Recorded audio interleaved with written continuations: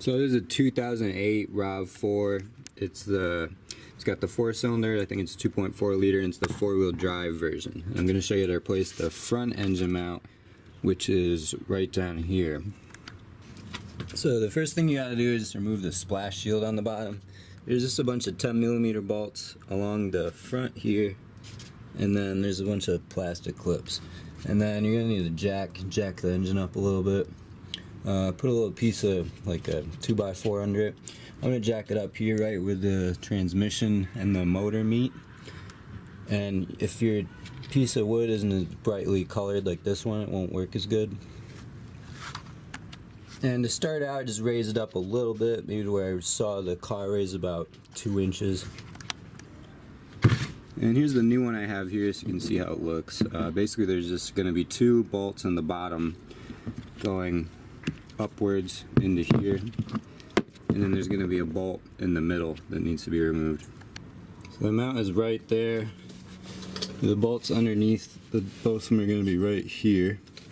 And this one's actually easy to inspect when it's still on the car. You can't really see it from this side, but go to the driver's side. You can see the rubber over here pretty good. This one is cracking. I'm not sure if it'll show up. Yeah, you can see it in the video. Right there, you can see where the rubber is cracking, so that one's definitely starting to go bad. So I'm going to go ahead and get the center bolt first. The center bolt is a 19mm, and the ones on the bottom are both 17, like the other engine mounts that I've done so far.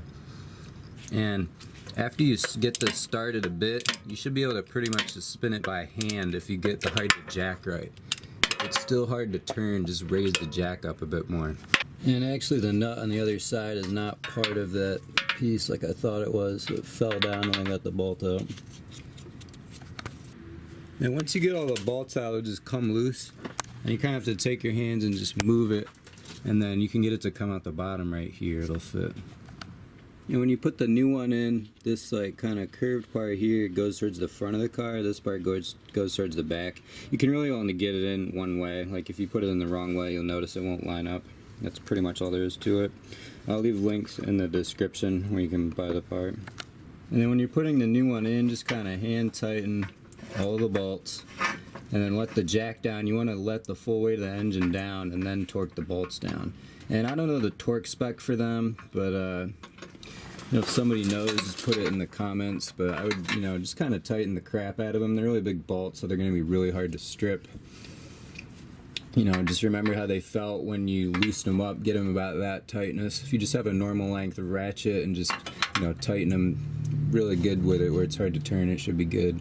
Or just be careful with that top one. Don't over tight that one, because I don't know, it might mess it up if you squeeze the 2 things on the side in too much. But that one with mine was pretty hard to start, so I think you just kind of want to pretty much just tighten the crap out of all of them.